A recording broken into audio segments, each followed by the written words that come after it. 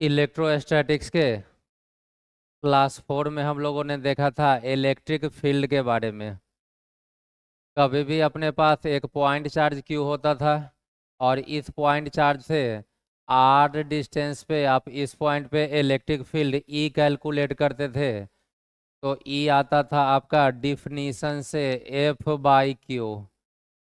यदि आप यहाँ पर एक टेस्ट चार्ज स्मॉल क्यू डालते थे तो स्मॉल क्यू या टेस्ट चार्ज पे लगने वाला फोर्स आप F बोलते थे, और उस फोर्स में आप टेस्ट चार्ज से डिवाइड कर लेते थे तो इलेक्ट्रिक फील्ड आता था। यहाँ से आपका पॉइंट चार्ज क्यू के कारण आर डिस्टेंस का इलेक्ट्रिक फील्ड आ गया था KQ/R²। उस लेक्चर में ही मैंने बताया था कि फिलहाल आपको E=F/Q का यूज करना है इलेक्ट्रिक फील्ड को डिफाइन करने के लिए, कि electric field is defined as force experienced by test charge per unit test charge. और कभी भी कैपिटल क्यू चार्ज के कारण आर डिस्टेंस का इलेक्ट्रिक फील्ड निकालना हो तो KQ/R²। पॉजिटिव चार्ज के कारण यहाँ पर इलेक्ट्रिक फील्ड पॉजिटिव से अवे, और यही निगेटिव चार्ज रहे तो आर डिस्टेंस पे इलेक्ट्रिक फील्ड का तो मैग्नीट्यूड सेम ही होगा, लेकिन डायरेक्शन होगा towards negative charge. Electric field का डायरेक्शन पॉजिटिव के कारण पॉजिटिव से अवे और निगेटिव के कारण टुवार्ड्स निगेटिव चार्ज हुआ करेगा। आज अब हम लोग इस फॉर्मूला को E=F/Q को डिफिनीशन के अलावा और इसका क्या यूज हो सकता है इसको डिटेल में जानेंगे। तो फॉर्मूला है आपके पास इलेक्ट्रिक फील्ड E=F/Q। आपने बोला था कि इलेक्ट्रिक फील्ड वेक्टर क्वांटिटी है, तो यदि वेक्टर फॉर्म में लिखे तो E के ऊपर वेक्टर, और इधर फोर्स वेक्टर है तो फोर्स के ऊपर वेक्टर, चार्ज स्केलर है तो वहाँ वेक्टर साइन नहीं होगा। यहाँ से यदि आप वेक्टर F निकालेंगे तो आपका वेक्टर F आ जाएगा Q, इधर LHS में मल्टीप्लाई हुआ तो Q वेक्टर E। यह इक्वेशन क्या बताता है? तो यह इक्वेशन आपको बता रहा है कि कभी भी आपके पास एक electric field vector vector E हो, आप एक वेक्टर ले लीजिए और उस वेक्टर को बोलिए electric field vector vector E, और इस इलेक्ट्रिक फील्ड वेक्टर में एक क्यू चार्ज, क्यू बोले तो प्लस क्यू, यह और यह सेम ही है। इस इलेक्ट्रिक फील्ड में जैसे ही आप एक क्यू चार्ज या प्लस क्यू चार्ज डालेंगे तो इस चार्ज पे फोर्स लगेगा। मीन्स इलेक्ट्रिक फील्ड में जब भी क्यू चार्ज प्लेस किया जाए तो वह चार्ज इस फील्ड के कारण एक फोर्स एक्सपीरियंस करेगा, और उस फोर्स का मैग्नीट्यूड यदि आप लेंगे तो उस फोर्स का मैग्नीट्यूड होगा F=QE।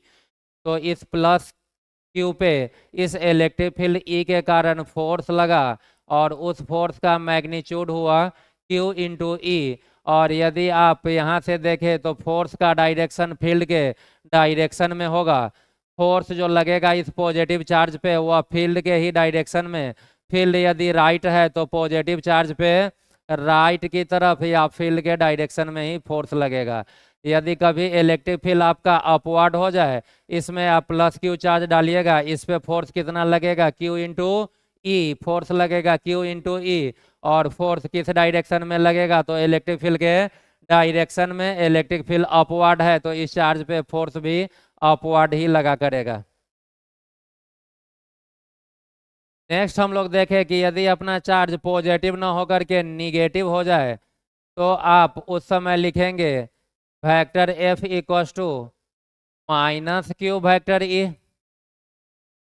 यदि आप फोर्स का मैग्नीट्यूड लीजिए तो चार्ज पॉजिटिव है फिर भी प्लस क्यू, और निगेटिव है फिर भी प्लस क्यू, लेकिन यदि फोर्स को वेक्टर फॉर्म में लेंगे मीन्स डायरेक्शन का कंसीडरेशन करते हुए, तब पॉजिटिव चार्ज के लिए क्यू लिखना होगा, और वेक्टर फॉर्म में लिख रहे हैं तो निगेटिव के लिए -Q लिखना होगा। यहाँ से पता चला कि electric field vector vector E में -Q चार्ज डाला जाए तो उस निगेटिव चार्ज पे भी फोर्स लगेगा। इलेक्ट्रिक फील्ड वेक्टर ई में यदि चार्ज आप प्लेस करें कितना -Q, तो इस -Q चार्ज पे भी फोर्स लगेगा, और फोर्स का मैग्नीट्यूड कितना, तो मैग्नीट्यूड के लिए आप दोनों तरफ मॉड लगा लीजिए, मॉड से वेक्टर खत्म, और इधर मॉड लगाते तो माइनस भी खत्म और वेक्टर भी खत्म, तो निगेटिव पे भी फोर्स का मैग्नीट्यूड QE ही। पॉजिटिव पे भी क्यू ई मैग्नीट्यूड का फोर्स और निगेटिव पे भी क्यू ई मैग्नीट्यूड का ही फोर्स। लेकिन यहाँ से दिख रहा है कि फोर्स का जो डायरेक्शन होगा वह इलेक्ट्रिक फील्ड के निगेटिव बोले तो अपोजिट डायरेक्शन में। इलेक्ट्रिक फील्ड राइट है तो निगेटिव पे फोर्स लगेगा उसके अपोजिट लेफ्ट की तरफ। ऊपर और नीचे के डायग्राम से दो रिजल्ट आप रेडीमेड याद रखेंगे, दोनों बड़ा ही इंपॉर्टेंट रिजल्ट है या बड़ा इंपॉर्टेंट कंसेप्ट है कि कभी भी इलेक्ट्रिक फील्ड ई में क्यू चार्ज रखा जाए उस चार्ज पे फोर्स लगेगा, और इलेक्ट्रिक फील्ड ई में माइनस क्यू डाला जाए चार्ज उस पे भी फोर्स लगेगा। फोर्स का मैग्नीट्यूड दोनों पे ही सेम रहेगा, क्यू ई ही रहेगा पॉजिटिव पे भी और क्यू ई अमाउंट का फोर्स ही रहेगा निगेटिव पे भी। लेकिन यदि पॉजिटिव चार्ज है तो उस पर फोर्स लगेगा फील्ड के डायरेक्शन में, और निगेटिव चार्ज है तो उस पर फोर्स लगेगा फील्ड के अपोजिट डायरेक्शन में।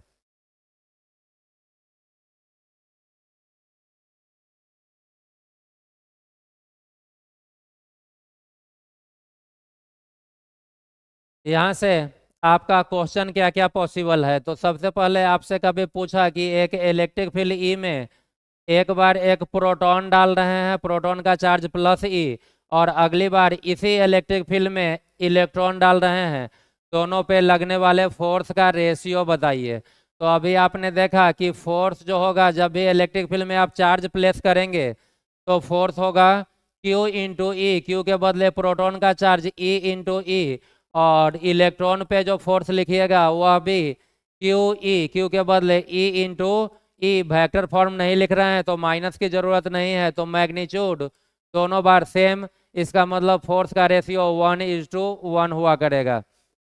जब भी इलेक्ट्रिक फील्ड यूनिफॉर्म और चार्ज का मैग्नीट्यूड सेम हो, भले ही एक पॉजिटिव और एक निगेटिव, तो फोर्स का रेशियो हमेशा 1:1। लेकिन इसी क्वेश्चन में, अगले क्वेश्चन में यदि आपसे पूछ ले कि प्रोटॉन और इलेक्ट्रॉन में एक्सेलेरेशन किसका ज़्यादा होगा, तो फोर्स तो आपने देखा कि दोनों के लिए सेम है। पूछ रहा है एक्सेलेरेशन, फोर्स को आप लिखेंगे मास इंटू एक्सेलेरेशन। यहाँ से एक्सेलेरेशन पूछा तो ए निकालने पे आएगा force divided by mass. Force दोनों का सेम है, मीन्स एक्सेलेरेशन ज़्यादा उसका होगा जिसका मास कम हो। एक्सेलेरेशन और मास इनवर्स रिलेशन में है, तो मास कम होता है इलेक्ट्रॉन का। इलेक्ट्रॉन के मास का ऑर्डर पूरा वैल्यू ही लिख दे 10⁻³ kg, और जबकि प्रोटॉन होता है 10⁻⁻27 kg के ऑर्डर का। तो यह माइनस में कम वैल्यू है तो यह वैल्यू ग्रेटर और यह स्मॉल। इलेक्ट्रॉन का मास कम है तो उसका एक्सेलेरेशन ज़्यादा होगा। मीन्स आपने इलेक्ट्रिक फील्ड में एक बार प्रोटॉन और उसी समय इलेक्ट्रॉन डाला, डालने का मतलब इनिशियली दोनों का स्पीड ज़्यादा था, तो ज़्यादा स्पीड से कौन भागेगा, जिसका एक्सेलेरेशन ज़्यादा हो। इलेक्ट्रॉन का एक्सेलेरेशन ज़्यादा है तो वह ज़्यादा स्पीड से भागेगा, और इलेक्ट्रॉन भाग रहा है तो इलेक्ट्रॉन तो निगेटिव चार्ज है, निगेटिव चार्ज किधर भागेगा, फील्ड के अपोजिट की तरफ भागेगा। प्रोटॉन राइट की तरफ भागेगा, प्रोटॉन कम स्पीड से भागेगा, इलेक्ट्रॉन का स्पीड ज़्यादा हुआ करेगा।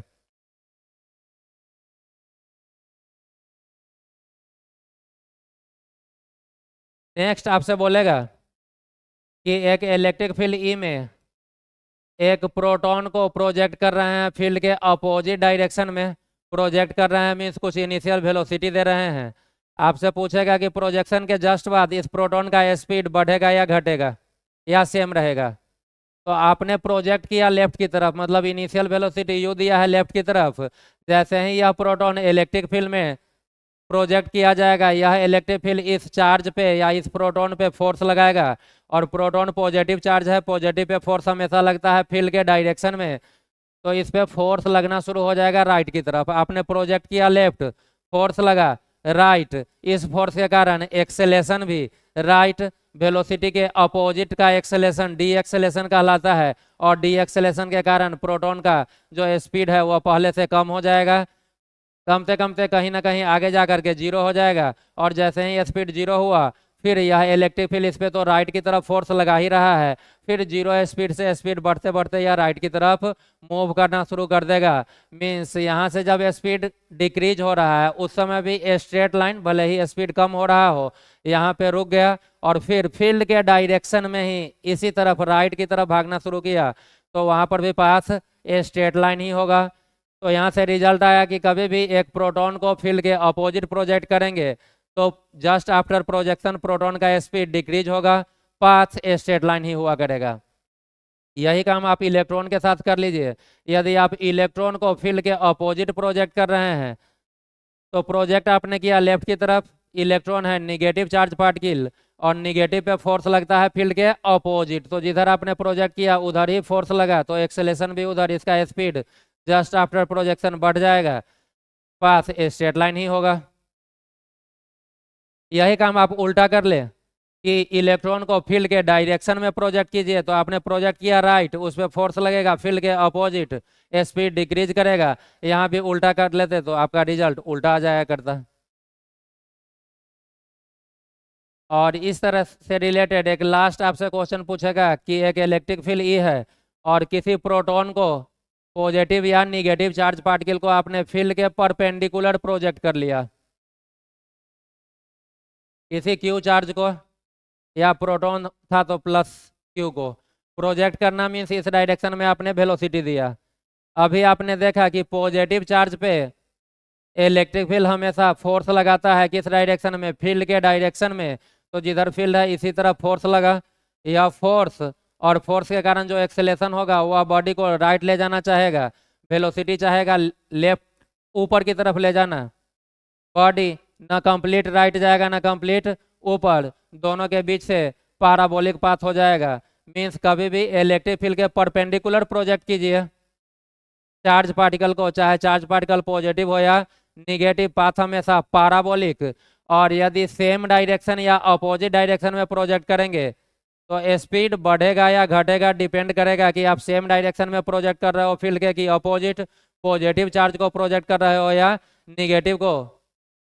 लेकिन पाथ हमेशा ही स्ट्रेट लाइन कब, जब आप चार्ज पार्टिकल को फील्ड के डायरेक्शन में प्रोजेक्ट कीजिए या अपोजिट प्रोजेक्ट कीजिए।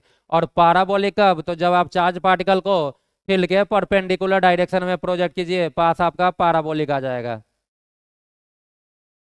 एक और एग्जांपल आप देख ले सकते हैं, कभी आपको बोल दिया कि m मास का एक पार्टिकल है, इसके पास चार्ज q है और यह किसी इलेक्ट्रिक फील्ड E में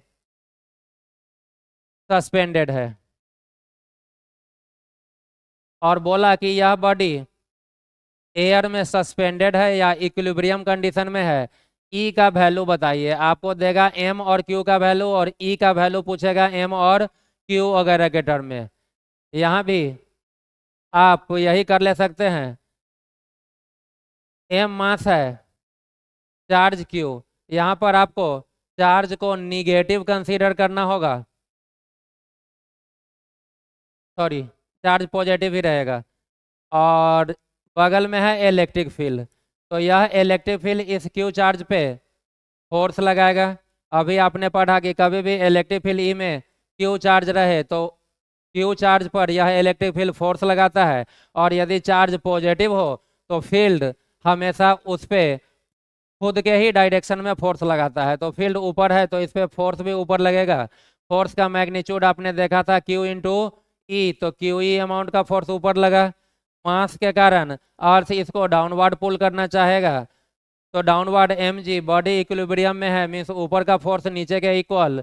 यहाँ से आपका इक्वेशन हमेशा आया करेगा इस टाइप के, मास और चार्ज दे दे, इलेक्ट्रिक फील्ड में सस्पेंडेड रहे, बॉडी इक्विलिब्रियम में रहे, हमेशा आपका इक्वेशन आएगा Q E equals to mg, ऊपर वाला फोर्स नीचे के इक्वल। यहाँ से इलेक्ट्रिक फील्ड ई निकालेंगे, that will be Q E sorry mg divided by Q.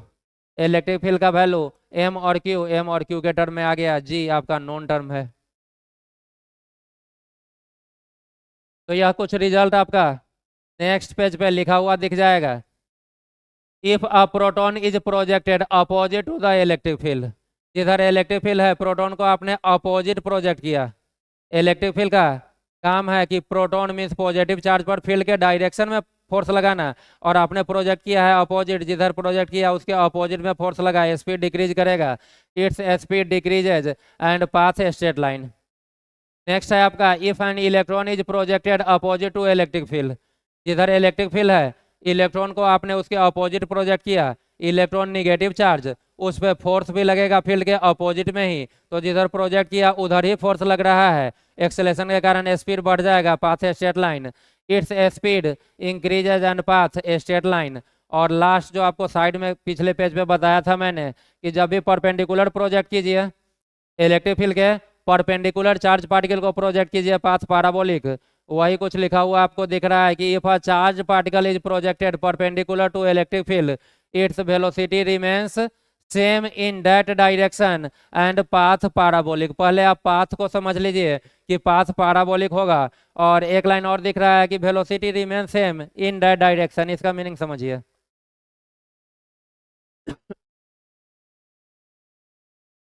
आप देख रहे हो कि इस बॉडी पे जो फोर्स लग रहा है, इस चार्ज पार्टिकल पे जो फोर्स लग रहा है वो राइट की तरफ, और फोर्स के कारण एक्सेलेशन भी राइट की तरफ, क्योंकि एक्सेलेशन हमेशा फोर्स के ही डायरेक्शन में होता है, चाहे बॉडी आपका पॉजिटिवली चार्ज हो या निगेटिवली चार्ज। बॉडी को आपने प्रोजेक्ट किया समथिंग भी का वैल्यू आप कंसीडर कर लीजिए 10 मीटर पर सेकेंड से, और यह वेलोसिटी है वाई की तरफ, जबकि एक्सेलेशन है एक्स की तरफ। इस एक्सेलेशन का आप वाई डायरेक्शन में कंपोनेंट लेंगे तो वाई डायरेक्शन में एक्सेलेशन 0 होगा, मीन्स वाई डायरेक्शन में कोई एक्सेलेशन नहीं है।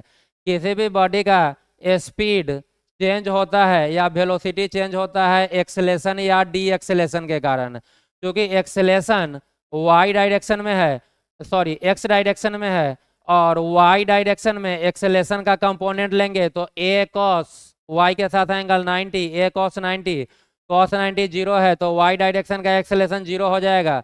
और चूंकि वाई डायरेक्शन में कोई एक्सेलेशन ही नहीं है या फिर डी एक्सेलेशन भी नहीं है तो वाई का स्पीड हमेशा कांस्टेंट रहा करेगा।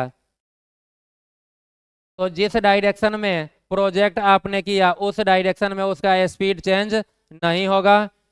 एक्स डायरेक्शन में वेलोसिटी तो वाई में था, अब वेलोसिटी का इनिशियल वाई कंपोनेंट ले ले इनिशियल वेलोसिटी का, तो इस v का x कंपोनेंट 0 हो जाएगा, y कंपोनेंट तो मिलेगा 10 लेकिन v का x component 0, means x direction में 0 वेलोसिटी, यह एक्सेलेशन x वाले वेलोसिटी को 0 से बढ़ाता हुआ चलेगा। एक्सेलेशन का काम है स्पीड को बढ़ाना, तो x डायरेक्शन में तो स्पीड एक्सेलेशन के कारण बढ़ेगा, लेकिन जिस डायरेक्शन में आपने प्रोजेक्ट किया वह डायरेक्शन फोर्स के परपेंडिकुलर डायरेक्शन में था, तो उस डायरेक्शन में स्पीड में चेंज नहीं आएगा। यही चीज आपको यहाँ पर लिखा हुआ दिख रहा है कि if a charge particle is projected perpendicular to electric field its velocity remain same in that direction, जिसमें आपने प्रोजेक्ट किया, एंड पाथ पैराबोलिक होगा।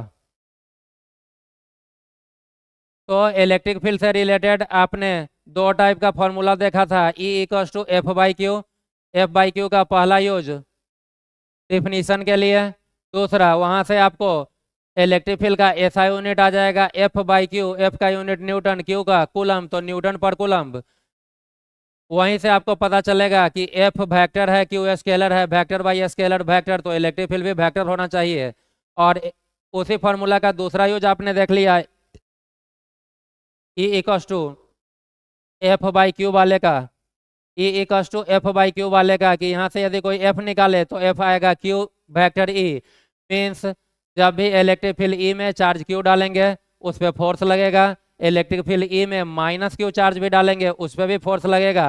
मैग्नीट्यूड यदि ले ले तो दोनों पॉजिटिव और निगेटिव चार्ज पे फोर्स का मैग्नीट्यूड सेम होगा, लेकिन यदि हम डायरेक्शन वाइज देखें तो पॉजिटिव चार्ज पे फोर्स जो लगेगा फील्ड के डायरेक्शन में, निगेटिव पे जो फोर्स लगेगा उसका डायरेक्शन फील्ड के अपोजिट डायरेक्शन हुआ करेगा। डायग्राम के द्वारा दिखाया हुआ है, चाहे तो इस सेक्शन का आप नोट्स बना ले सकते हैं, आगे एग्जाम्पल करवाया हुआ है, यह सब भी आप नोट्स में डाल ले सकते हैं। फाइनल जो रिजल्ट यहाँ पर समराइज किया हुआ है इसे डाल ले सकते हैं। जो भी आप काम कर रहे हो यदि इसका अपोजिट काम किया करो तो रिजल्ट अपोजिट हो जाएगा, लेकिन पाथ स्ट्रेट ही होगा, पैराबोलिक होगा केवल एक केस में, जब आप चार्ज पार्टिकल को इलेक्ट्रिक फील्ड के परपेंडिकुलर प्रोजेक्ट कीजिए। नेक्स्ट टॉपिक है अपना इलेक्ट्रिक फील्ड लाइंस। तो हम लोग अब आ जाते हैं इलेक्ट्रिक फील्ड लाइंस पे कि इलेक्ट्रिक फील्ड लाइंस क्या चीज है। तो आते हैं हम लोग इलेक्ट्रिक फील्ड लाइंस पे। आपने जो पढ़ा कि इलेक्ट्रिक फील्ड क्या है, तो किसी भी एक सिंगल चार्ज के कारण अपने से r डिस्टेंस पे जो इलेक्ट्रिक इफेक्ट जनरेट होता है, उस इलेक्ट्रिक इफेक्ट को ही आपने बोला था इलेक्ट्रिक फील्ड। और इस इलेक्ट्रिक इफेक्ट या इलेक्ट्रिक फील्ड को आपने डिफाइन किया था force per unit test charge के टर्म में। अब उस इलेक्ट्रिकल इफेक्ट को यदि आप एक पिक्चर के द्वारा दिखाएंगे कि फिगर के द्वारा कि किसी भी चार्ज पे वह इफेक्ट हो रहा है, मीन्स चार्ज पे इलेक्ट्रिक फील्ड के कारण फोर्स लग रहा है, तो वह पूरा इफेक्ट जो है इलेक्ट्रिकल वाला, वह इफेक्ट पिक्चर के फॉर्म में कहलाएगा इलेक्ट्रिक फील्ड लाइंस। अभी आपने देखा कि कभी भी इलेक्ट्रिक फील्ड ई में चार्ज क्यों रखिए, तो इसके इफेक्ट के कारण इस पे फोर्स लग रहा है, और यह इलेक्ट्रिक फील्ड किसी न किसी चार्ज के कारण आया होगा। तो यदि इस इलेक्ट्रिकल इफेक्ट या इसी इलेक्ट्रिक फील्ड को, इलेक्ट्रिकल इफेक्ट को ही आपने बोला इलेक्ट्रिक फील्ड, यदि आप पिक्चर के द्वारा दिखाइए, तो पिक्चर के फॉर्म में जो इलेक्ट्रिक फील्ड का रिप्रेजेंटेशन है, उस रिप्रेजेंटेशन को ही आप बोलते हैं इलेक्ट्रिक फील्ड लाइंस। तो इलेक्ट्रिक फील्ड लाइंस को आपने डिफाइन किया, it is the pictorial representation of electric field. कोई भी एक सिंगल चार्ज अपने सराउंडिंग में एक इलेक्ट्रिकल इफेक्ट जनरेट करेगा, और उस इलेक्ट्रिकल इफेक्ट को ही आपने बोला था इलेक्ट्रिक फील्ड, और उस इफेक्ट को पिक्चर के फॉर्म में दिखा लीजिए तो वह पिक्टोरियल रिप्रेजेंटेशन ही कहलाता है इलेक्ट्रिक फील्ड लाइंस। पिक्टोरियल का मतलब पिक्चर के फॉर्म में रिप्रेजेंटेशन। अब वास्तव में कोई भी चार्ज अपने सराउंडिंग में कोई लाइन जनरेट नहीं करता है। किसी भी चार्ज के कारण इफेक्ट तो महसूस किया जाएगा, लेकिन लाइन जैसा कोई चीज होता नहीं है। इसलिए नीचे लिखा हुआ है कि these are imaginary lines. Electric field lines जो है वह इलेक्ट्रिक फील्ड को बेटर तरीके से समझने के लिए, विजुलाइज करने के लिए हम लोग पढ़ते हैं। वास्तव में ऐसा नहीं होता, किसी भी चार्ज से कुछ लाइन निकलता हो या कुछ लाइन इन करता हो। नेक्स्ट अपने को इलेक्ट्रिक फील्ड लाइन से रिलेटेड जानना है इलेक्ट्रिक फील्ड लाइंस का प्रॉपर्टी। तो हेडिंग दिया हुआ है properties of electric field lines. Electric field lines जो ड्रॉ करेंगे या किसी भी चार्ज का जो इलेक्ट्रिकल इफेक्ट है उसको पिक्चर के फॉर्म में जो दिखाएंगे, उसके लिए सर्टेन रूल है, सर्टेन क्राइटेरिया है। ऐसा नहीं हो सकता कि जैसा मन है हम लाइन ड्रॉ कर ले। वह सर्टेन कंडीशन या क्राइटेरिया को फुलफिल करते हुए ही आप ड्रॉ कर सकते हैं, और वह पूरा क्राइटेरिया ही कहलाएगा आपका इलेक्ट्रिक फील्ड लाइंस का प्रॉपर्टी। तो फर्स्ट प्रॉपर्टी है, for a single positive charge field lines starts from the surface of positively charged body.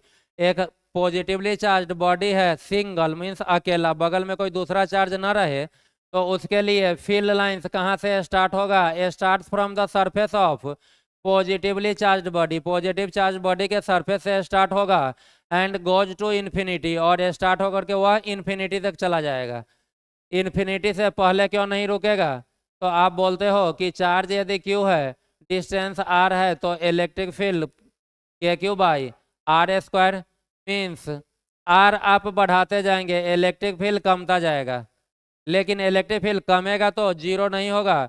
Zero होने के लिए आर का वैल्यू इन्फिनिटी लेना होगा, मीन्स चार्ज से आप इनफाइनाइट डिस्टेंस पे चले जाइए, फिर जाकर के ही इस चार्ज का इलेक्ट्रिकल इफेक्ट या इलेक्ट्रिक फील्ड जीरो होगा। मीन्स इन्फिनिटी से पहले थियोरेटिकली देखा जाए तो किसी भी चार्ज का इलेक्ट्रिकल इफेक्ट या इलेक्ट्रिक फील्ड जीरो नहीं होता है।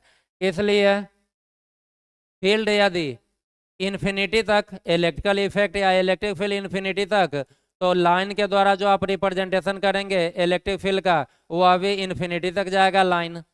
तो यही पॉइंट लिखा हुआ है कि for a single positive charge field lines start from the surface of positively charged body and goes to infinity. For a single negative charge field lines start from infinity. Positive के लिए तो positive charge body के surface से निकल करके infinity की तरफ arrow दिख रहा है, और निगेटिव के लिए उल्टा होगा, इन्फिनिटी से आकर के निगेटिव के सरफेस तक फील्ड लाइंस आया करेगा। कोई भी एक सिंगल चार्ज हो, इसका इफेक्ट सराउंडिंग में होता है, चारों तरफ होता है, आगे पीछे ऊपर नीचे। तो लाइन भी जो आपका दिख रहा है वह चारों तरफ है, यह 2D का नहीं है, बाहर भी लाइन निकल रहा है, अंदर भी लाइन जा रहा है। क्योंकि आपने 2 डायमेंशनल पे दिखाया है तो यह देखने में आपको बोर्ड पे लग रहा होगा, लेकिन इफेक्ट या लाइन हर एक डायरेक्शन में होगा। एक सिंगल पॉजिटिव चार्ज के लिए फील्ड लाइंस बॉडी के सरफेस से निकल के इन्फिनिटी तक, और सिंगल निगेटिव के लिए इन्फिनिटी से स्टार्ट होकर के बॉडी के सरफेस तक आया करेगा। यही आपका इलेक्ट्रिक फील्ड लाइंस का फर्स्ट प्रॉपर्टी है। डायग्राम से यह चीज क्लियर है, नोट्स में आप डाल ले सकते हैं। नेक्स्ट प्रॉपर्टी पर आने से पहले हम लोग जान ले कि यदि एक सिंगल पॉजिटिव ना होकर के 2 पॉजिटिव चार्ज हो तो उसका फील्ड लाइंस कैसा होगा। तो यदि 2 पॉजिटिव है और दोनों इक्वल है, यदि यह +10 तो यह भी +10, तो दोनों का नंबर ऑफ लाइन, इसका लाइन यदि आप काउंट कीजिए तो 2 और 3 5 1 6, 5 ऊपर 5 नीचे 10 और 1 11, तो इस पॉजिटिव का भी लाइन आपको काउंट करने पे 11 ही नजर आएगा। मीन्स यदि दोनों चार्ज का मैग्नीट्यूड सेम है तो दोनों का नंबर ऑफ लाइंस भी सेम होगा। पॉजिटिव का लाइन हमेशा पॉजिटिव से निकल करके इन्फिनिटी की तरफ, यहाँ भी पॉजिटिव से निकल करके इन्फिनिटी की तरफ, लेकिन सिंगल पॉजिटिव था तब तो लाइन आपका स्ट्रेट स्ट्रेट था। जब भी आप 2 पॉजिटिव रखेंगे तो एक का स्ट्रेट और दूसरे का स्ट्रेट, दोनों में रिपल्सन होगा और यह लाइन बेंड करके कर्व हो जाएगा। और यही चीज आपको यहाँ पे दिखाया हुआ है कि यहाँ का जो भी है वह सब ऊपर और नीचे लाइन बेंड हो गया है। बेंडिंग आपको रिपल्सन दिखाता है या बेंडिंग आपको एट्रैक्शन भी दिखाएगा। जैसे ही 2 के बीच एट्रैक्शन या रिपल्सन का फोर्स हो, स्ट्रेट जैसा लाइन नहीं रहेगा। और दोनों चार्ज के लेफ्ट साइड और राइट साइड देखिए तो यहाँ पर यह लाइन स्ट्रेट और यहाँ पर यह लाइन स्ट्रेट रहेगा, और बाकी जितना भी लाइन आप देख रहे हैं वह सारा लाइन आपका कर्व हुआ करेगा। अब यदि अपने पास इक्वल एंड अपोजिट चार्ज हो जाए और उसका फील्ड लाइन से दिखाना हो, यह +10 तो यह -10, यह +20 रहता तो यह -20, तो मैग्नीट्यूड दोनों चार्ज का सेम है। तो यहाँ भी आप इस पॉजिटिव वाले का लाइन काउंट कर ले सकते हैं, 3 3 6, 3 9 और 3 12 और 2 14, इसका भी आप लाइन काउंट करेंगे तो 14। तो जब भी चार्ज का मैग्नीट्यूड सेम रहे तो नंबर ऑफ लाइन दोनों का आपको सेम रखना होगा। पॉजिटिव से फील्ड आउट होता है और निगेटिव में इन होता है।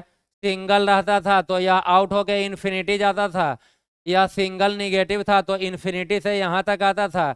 जब दोनों पास पास आ जाएगा तो फील्ड लाइंस पॉजिटिव से निकल करके निगेटिव में इन करेगा, जो कि बताएगा पॉजिटिव और निगेटिव के बीच का एट्रैक्शन।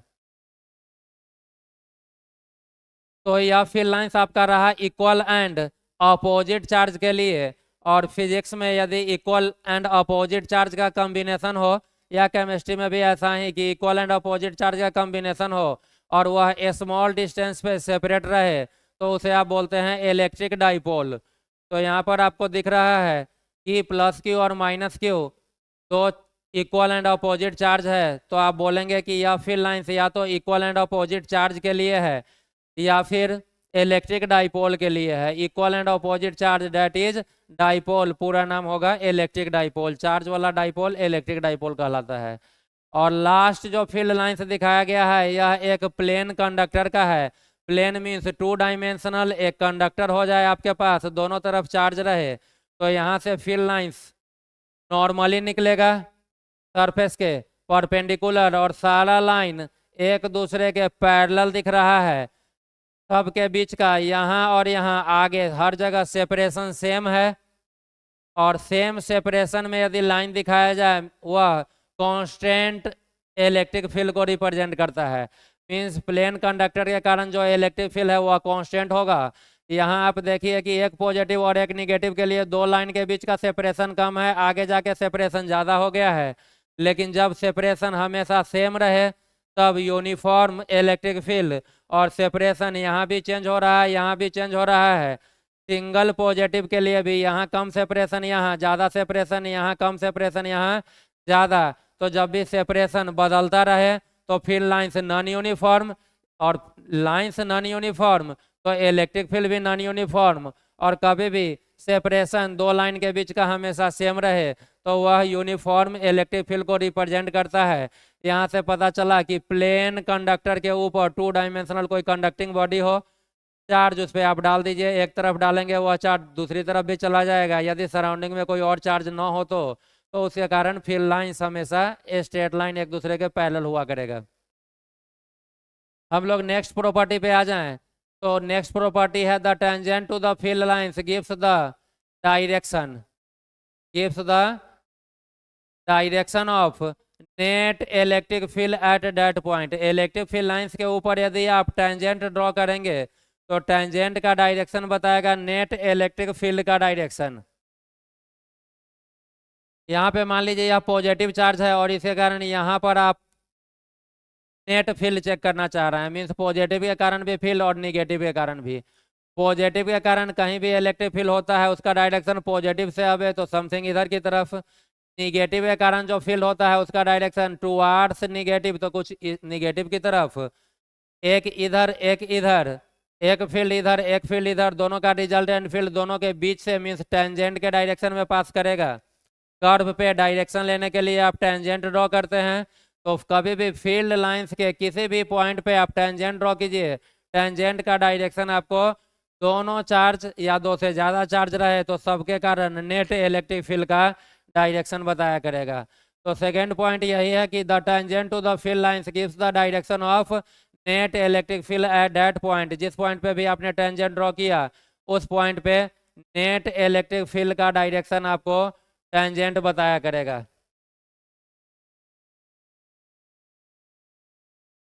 नेक्स्ट है कि no two electric field lines can intersect each other.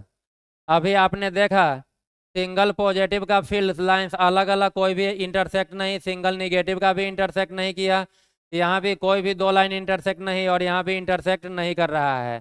यदि मान लीजिए एक लाइन ऐसा एक लाइन ऊपर से ना जा करके यह इंटरसेक्ट कर देता तो इस वाले आप ब्लू वाले कर्व पे टेंजेंट ड्रॉ करते हैं इस पॉइंट पे तो टेंजेंट का डायरेक्शन इधर, और रेड वाला जो मैंने जबरदस्ती ड्रॉ कर दिया है यहाँ पे टेंजेंट इधर, तो इस पॉइंट ए पे इलेक्ट्रिक फील्ड का एक डायरेक्शन इधर और एक डायरेक्शन इधर, दोनों के कारण जो नेट फील्ड है वह दो अलग अलग डायरेक्शन में नेट इलेक्ट्रिक फील्ड एक चार्ज का हो या एक से ज़्यादा चार्ज का, इलेक्ट्रिक फील्ड एक वेक्टर क्वांटिटी है तो उसका एक यूनिक डायरेक्शन होना होगा। एक से ज़्यादा डायरेक्शन की इधर भी हो जाए और इधर भी हो जाए ऐसा पॉसिबल नहीं है, इसलिए कोई भी दो फील्ड लाइंस एक दूसरे को कभी भी इंटरसेक्ट नहीं कर सकता। तो नेक्स्ट पॉइंट यही था कि no two electric field lines can intersect each other if they do so. यदि वह ऐसा कर दे कि इंटरसेक्ट कर दे then there will be more than one direction of electric field at a single point. तो एक ही पॉइंट पर एक से ज़्यादा डायरेक्शन हो जाएगा इलेक्ट्रिक फील्ड का, और इलेक्ट्रिक फील्ड चूंकि वेक्टर है तो उसका एक से ज़्यादा डायरेक्शन पॉसिबल नहीं है, इसलिए कभी भी दो इलेक्ट्रिक फील्ड लाइंस एक दूसरे को इंटरसेक्ट नहीं कर सकता। नेक्स्ट पॉइंट है आपका electric field lines are continuous curve that is without any break. Electric field lines जो आपने देखा है वह कंटिन्यूअस कर्व होगा, उसमें कहीं भी बीच में ब्रेक नहीं आएगा। यह एरो का मतलब है कि यहाँ पे जाके यह खत्म नहीं हुआ है, यह सीधा इन्फिनिटी पे चला जाएगा। यहाँ से यहाँ लाइन है, बीच में ब्रेक हो जाए कि लाइन ही ना रहे। लाइन से आपने किसको रिप्रेजेंट किया? इलेक्ट्रिक फील्ड को। इलेक्ट्रिक फील्ड लाइंस क्या था? इलेक्ट्रिक फील्ड का पिक्टोरियल रिप्रेजेंटेशन। और जहाँ लाइन नहीं है वहाँ पर फील्ड नहीं है, जबकि आपने अभी देखा था कि फील्ड सीधा इन्फिनिटी पे जा करके, जब आर इन्फिनिटी हो तभी फील्ड जीरो होता है, इन्फिनिटी से पहले कभी भी इलेक्ट्रिक फील्ड जीरो नहीं होगा। इसका मतलब जब भी किसी चार्ज का फील्ड लाइंस आप दिखाएंगे तो बीच में सडन ब्रेक आ जाए कि यहाँ से यहाँ तक कोई लाइन ही नहीं हो, ऐसा पॉसिबल नहीं। यदि यहाँ से यहाँ कोई लाइन नहीं, मतलब इस पॉइंट इस सारे पॉइंट पे इलेक्ट्रिक फील्ड जीरो, और किसी भी चार्ज का इलेक्ट्रिक फील्ड जीरो केवल इन्फिनिटी पे होता है। इन्फिनिटी से पहले थियोरेटिकली कभी भी इलेक्ट्रिकल इफेक्ट या इलेक्ट्रिक फील्ड जीरो नहीं होगा। इसलिए लिखा गया कि electric field lines are continuous curve, वह कंटिन्यू लाइन होगा, चाहे वह कर्व जैसा हो या स्ट्रेट जैसा, दोनों के लिए एक साथ लिखा गया continuous curve that is without any break, बीच में ब्रेक पॉसिबल नहीं है। नेक्स्ट प्रॉपर्टी है electric field lines do not form close loops. Electric field lines जो है वह क्लोज लूप का फॉर्मेशन नहीं करता है। आपने देखा था कि जब भी एक पॉजिटिव और एक निगेटिव हो तो फील्ड लाइंस पॉजिटिव से निगेटिव गया, और अगला लाइन जो है वह निगेटिव से पॉजिटिव न जा करके अगला लाइन भी था पॉजिटिव से निगेटिव ही। और लूप यदि ऐसा हो, यह एंटी क्लॉकवाइज और यह भी यह क्लॉकवाइज और यह भी क्लॉकवाइज, तो इसे आप बोलेंगे कि क्लोज लूप फॉर्म हो रहा है। एक एंटी तो दूसरा भी एंटी, यह भी क्लोज लूप फॉर्म हो रहा है, लेकिन यहाँ ऊपर से चलने पर क्लॉकवाइज और नीचे से चलने पर एंटी क्लॉकवाइज आ जा रहा है। यहाँ पर दोनों एंटी, यहाँ पर दोनों क्लॉक, यदि दोनों एरो एंटी हो या दोनों एरो क्लॉकवाइज, तब आप बोलेंगे कि क्लोज लूप फॉर्म हो रहा है। और एक तरफ से क्लॉकवाइज और एक तरफ से एंटी क्लॉकवाइज, तो आप बोलेंगे कि क्लोज लूप का फॉर्मेशन नहीं हो रहा है। और फील्ड लाइंस में आपको यह चीज दिख रहा होगा। मैं एक बार पीछे ला करके आपको दिखा दूं।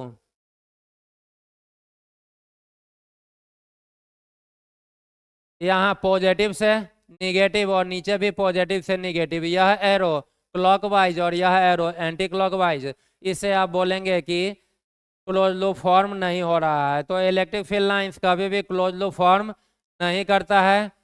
While magnetic field lines and induced electric field lines form close loop. 10th में आपने पढ़ा होगा कि मैग्नेट में एक तरफ नॉर्थ और एक तरफ साउथ, तो बाहर में मैग्नेट के बाहर मैग्नेटिक फील्ड लाइंस का डायरेक्शन नॉर्थ से साउथ, और अंदर में यह हो जाता है साउथ से नॉर्थ, यह क्लॉकवाइज और यह डायरेक्शन भी क्लॉकवाइज।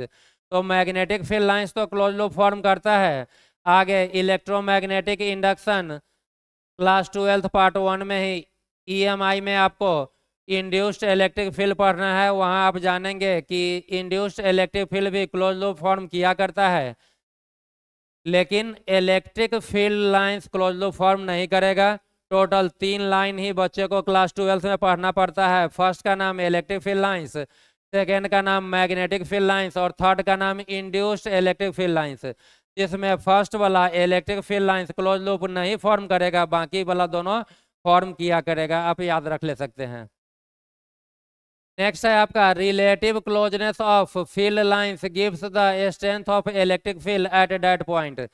जहाँ पे अभी दो फील्ड लाइन क्लोज है वहाँ इलेक्ट्रिक फील्ड का स्ट्रेंथ ज़्यादा, और जहाँ पे क्लोज नहीं है वहाँ पर इलेक्ट्रिक फील्ड का स्ट्रेंथ कम होगा।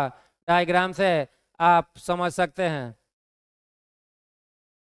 यहाँ पर यदि देखें एक पॉइंट ए है तो दो फील्ड लाइन के बीच का क्लोजनेस ज़्यादा है, यहाँ पर क्लोजनेस कम हो गया है। क्लोजनेस मीन्स नज़दीकी कम हो गया है, दूर दूर है तो आप बोलेंगे कि क्लोजनेस कम है वहाँ पे। तो यह पॉइंट ए चार्ज के बगल का पॉइंट है, तो चार्ज से इसका डिस्टेंस r कम है और इलेक्ट्रिक फील्ड r² के इन्वर्सली, तो डिस्टेंस कम है, तो इस पॉइंट पे इस चार्ज का इलेक्ट्रिक फील्ड ज़्यादा होगा। और यह पॉइंट बी चार्ज से ज़्यादा डिस्टेंस पे, तो यहाँ पर इलेक्ट्रिक फील्ड का स्ट्रेंथ कम होगा। जहाँ स्ट्रेंथ कम है वहाँ पर क्लोजनेस ज़्यादा है, वहाँ पे क्लोजनेस कम है, और जहाँ पर इलेक्ट्रिक फील्ड का स्ट्रेंथ ज़्यादा है वहाँ पर लाइंस का क्लोजनेस ज़्यादा है, एक दूसरे के ज़्यादा क्लोज है।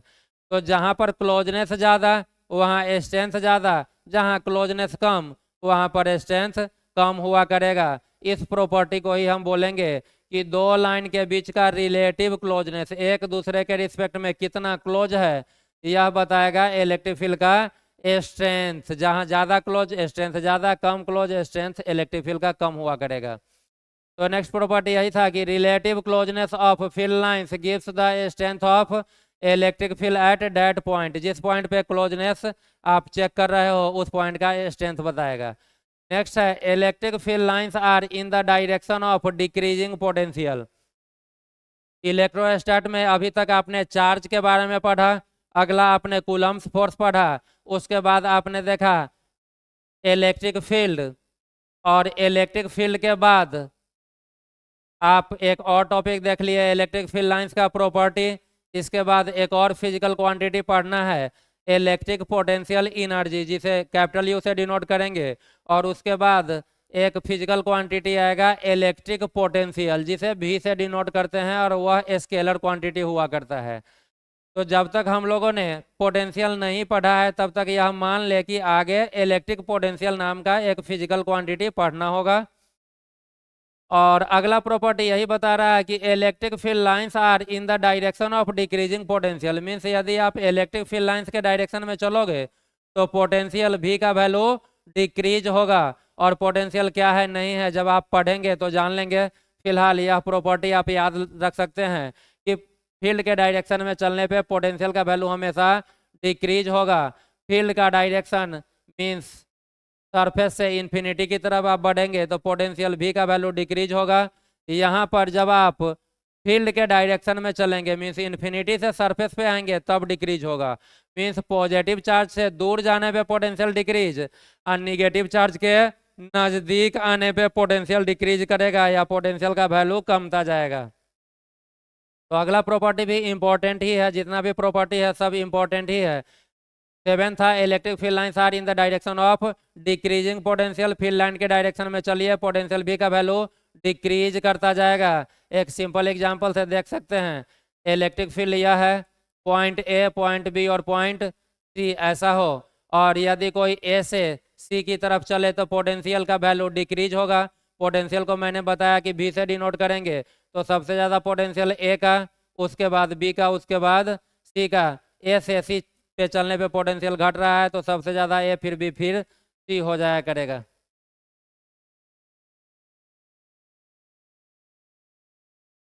अगला प्रॉपर्टी है electric field lines are directly proportional to the magnitude of charge. Charge का मैग्नीट्यूड ज़्यादा तो फील्ड लाइंस भी ज़्यादा, चार्ज का मैग्नीट्यूड कम तो फील्ड लाइंस भी कम, और चार्ज का मैग्नीट्यूड इक्वल तो फील्ड लाइंस भी इक्वल।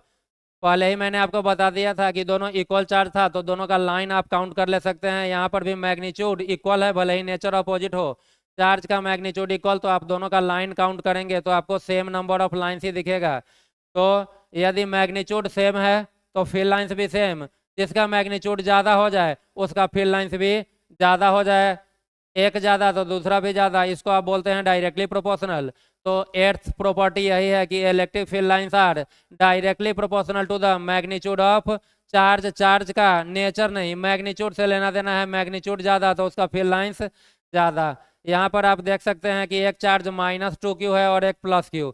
यह -2q मैग्नीट्यूड में q वाले का 2 टाइम्स है, तो चार्ज का मैग्नीट्यूड ज़्यादा। आप आराम से बैठ करके काउंट करते रहना, आपको इसका नंबर ऑफ लाइंस जो निगेटिव में इन हो रहा है वह पॉजिटिव वाला से जितना आउट हो रहा है उसका 2 टाइम्स लाइन आपको दिख जाएगा।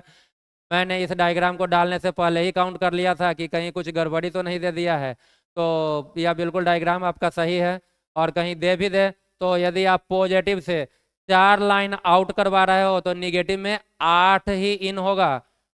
8 इस केस के लिए क्योंकि मैग्नीट्यूड 2 टाइम्स है। यदि यही 3q रहता तो यहाँ से 4 आउट होता तो यह 3 गुना, तो इसका लाइन भी 3 गुना, 4 का 3 गुना 12 लाइन इसमें इन करना पड़ता है। And so on. IIT mains में इस थ्योरी पे क्वेश्चन पूछ चुका है, बाकी पे भी पूछ चुका है। यहाँ पे भी Q1 और Q2 करके आपसे पूछ लिया था, और यहाँ तो माइनस लिखा हुआ है, उसने इसे मान लीजिए Q1 बोल दिया और इसे Q2, तो नेचर भी पूछ लिया था। तो एरो के डायरेक्शन से आपको पता चलेगा कि Q1 निगेटिव होगा और Q2 पॉजिटिव होगा। नेक्स्ट प्रॉपर्टी है electric field lines are normal to the surface of charged body. अभी आपने देखा था कि यदि पॉजिटिव से आउट हो रहा है तो यहाँ पर यदि आप टेंजेंट ड्रॉ करेंगे या 90 डिग्री, इधर भी आउट हुआ था, यहाँ पे आप टेंजेंट ड्रॉ करेंगे 90 डिग्री। तो इलेक्ट्रिक फील्ड लाइंस हमेशा ही चार्ज्ड बॉडी के सरफेस के परपेंडिकुलर, चाहे बॉडी अकेला हो या फिर एक पॉजिटिव और एक निगेटिव दोनों हो जाए। यहाँ पॉजिटिव से निकल करके निगेटिव में जहाँ से आउट हुआ है इस पॉइंट पे आप टेंजेंट ड्रॉ कीजिए, यह नॉर्मली आउट हुआ है, और जहाँ पे इन किया है यहाँ भी टेंजेंट ड्रॉ करेंगे तो यह नॉर्मली ही इन कर रहा है। तो फील्ड लाइन चाहे स्ट्रेट लाइन हो या फिर कर्व लाइन, आगे भले ही यह नॉर्मल नहीं हो लेकिन जहाँ से आउट और जहाँ पे इन कर रहा है बॉडी के सरफेस पे हमेशा परपेंडिकुलर हुआ करेगा। परपेंडिकुलर को ही आप नॉर्मल बोलते हैं। तो नेक्स्ट प्रॉपर्टी नंबर 9 आपका यही है कि electric field lines are normal to the surface of charged body. Property number 10 है electric field lines are normal to equipotential surface. अभी मैंने आपको बताया था कि आगे जाकर के हम लोग एक फिजिकल क्वांटिटी पढ़ेंगे इलेक्ट्रिक पोटेंशियल एनर्जी U, और एक फिजिकल क्वांटिटी पढ़ेंगे इलेक्ट्रिक पोटेंशियल V। तो वह जो आप पोटेंशियल V पढ़ोगे उसी से रिलेटेड एक टर्म है इक्यू पोटेंशियल सरफेस, भी को इलेक्ट्रिक पोटेंशियल बोलेंगे। आपके पास कोई एक सरफेस हो जाए, बोले तो 2 डायमेंशनल बॉडी, और इसके हर एक पॉइंट पर पोटेंशियल भी का वैल्यू इक्वल हो जाए, सेम हो जाए, तो पूरा सरफेस आपका कहलाएगा इक्वी पोटेंशियल। इक्वी मतलब इक्वल पोटेंशियल का यह पूरा सरफेस। मैं अपने हाथ को एक सरफेस बोल दूं और किसी कारण से पूरे हाथ का पोटेंशियल सेम, तो पूरा यह हाथ मेरा या पूरा यह सरफेस कहलाएगा इक्वी पोटेंशियल सरफेस। तो इलेक्ट्रिक फील्ड लाइंस जिस बॉडी से निकलता है, जिस चार्ज्ड बॉडी से, उस पे तो नॉर्मल रहता ही रहता है। और यदि कहीं कोई सरफेस आपका इक्यू पोटेंशियल हो और वहां पर इलेक्ट्रिक फील्ड लाइंस लेना हो, तो इलेक्ट्रिक फील्ड लाइंस हमेशा उस इक्यू पोटेंशियल सरफेस वाले के नॉर्मल या परपेंडिकुलर रहा करेगा। तो यह पॉइंट नंबर 9 और 10 दोनों अलग अलग चीज है। यह जो नॉर्मल है वह जिस चार्ज्ड बॉडी का फील्ड लाइंस निकल रहा है उस पे नॉर्मल, और यह जो नॉर्मल है कि कहीं कोई सरफेस आपका इक्वल पोटेंशियल वाला मिल जाए तो फील्ड लाइंस हमेशा उस इक्वल पोटेंशियल वाले सरफेस के परपेंडिकुलर रहा करेगा। और पॉइंट नंबर 11 और लास्ट पॉइंट मैं लिख रहा हूँ, electric field lines do not exist inside a conductor. Electrostatics का सबसे लास्ट टॉपिक होगा कि किसी भी कंडक्टर के अंदर इलेक्ट्रिक फील्ड का वैल्यू 0 हुआ करता है। यदि आप पूरे कंडक्टर को एक इलेक्ट्रिक फील्ड में डालिए तो कंडक्टर में नेट चार्ज 0, पॉजिटिव चार्ज एक तरफ चला जाएगा इस इलेक्ट्रिक फील्ड के रिपल्सन के कारण। आज के क्लास में ही आपने देखा था कि इलेक्ट्रिक फील्ड पॉजिटिव चार्ज पे किधर फोर्स लगाता है, फील्ड के डायरेक्शन में, और इसमें जो भी निगेटिव था वह फील्ड के अपोजिट होने के कारण कंडक्टर के लेफ्ट साइड आ गया। पॉजिटिव और निगेटिव जब भी एक साइड हो, एक साथ हो, तो आज ही आपने देखा कि जब भी एक तरफ पॉजिटिव और एक तरफ निगेटिव, तो पॉजिटिव से निगेटिव की तरफ इलेक्ट्रिक फील्ड लाइंस, और इलेक्ट्रिक फील्ड लाइंस किसका रिप्रेजेंटेशन है, इलेक्ट्रिक फील्ड ई का ही तो रिप्रेजेंटेशन है। मीन्स जब भी आज के बाद एक तरफ पॉजिटिव और एक तरफ निगेटिव चार्ज हो, तो पॉजिटिव से निगेटिव की तरफ, एक तरफ पॉजिटिव और एक तरफ निगेटिव, तो पॉजिटिव से निगेटिव की तरफ इलेक्ट्रिक फील्ड डेवलप हुआ करेगा। तो यहाँ पर भी एक तरफ कंडक्टर के अंदर पॉजिटिव हो गया और एक तरफ निगेटिव, अंदर में एक इलेक्ट्रिक फील्ड डेवलप हुआ। इसे आप ई डैश बोल लीजिए। आपको दिख रहा है कि ई और ई डैश दोनों का डायरेक्शन अपोजिट है, और कंडक्टर के केस में क्या होता है कि ई और ई डैश मैग्नीट्यूड वाइज सेम होता है। तो अंदर के किसी भी पॉइंट पे आप देखेंगे तो यहाँ पर 2 इलेक्ट्रिक फील्ड, एक बाहर वाला लेफ्ट से राइट, अंदर वाला राइट से लेफ्ट, मैग्नीट्यूड दोनों का सेम, डायरेक्शन अपोजिट, इसलिए अंदर के किसी भी पॉइंट पे नेट इलेक्ट्रिक फील्ड 0 हुआ करता है। इलेक्ट्रोस्टैटिक्स जो मैं पढ़ाऊंगा उसका सबसे लास्ट टॉपिक हम लोग यही डिस्कस करेंगे, और यहीं से आपको एक टर्म पढ़ना होगा इलेक्ट्रोस्टैटिक शील्डिंग। तो लास्ट पॉइंट आपका यही बता रहा है कि electric field lines do not exist inside a conductor. अभी आपने देखा कि कंडक्टर के अंदर तो इलेक्ट्रिक फील्ड ही 0 है, और फील्ड लाइंस फील्ड को ही रिप्रेजेंट करता है, और फील्ड नहीं है तो कंडक्टर के अंदर फील्ड लाइंस भी नहीं हुआ करेगा। यही सारा इंपॉर्टेंट पॉइंट था। ऐसा नहीं आप बोल सकते कि इलेक्ट्रिक फील्ड लाइंस का टोटल 11 प्रॉपर्टी है। लिखने के लिए आप 1-2 प्रॉपर्टी और डाल ले सकते हैं, कुछ लोग इससे कम प्रॉपर्टी भी, लेकिन मुझे यह सारा प्रॉपर्टी ही इम्पोर्टेंट जान पड़ा, इसलिए एक एक करके मैंने सारे को डिस्कस कर दिया। आप अपने कॉपी में नोट्स बना करके डायग्राम के साथ प्रॉपर्टी देख सकते हैं। जब कभी भी हम लोग इस पे बेस्ड क्वेश्चन वगैरह करेंगे तो सारे प्रॉपर्टी का यूज आना स्टार्ट हो जाएगा। तो इलेक्ट्रोस्टैटिक से रिलेटेड बाकी का जो भी काम है हम लोग नेक्स्ट वीडियो में करेंगे।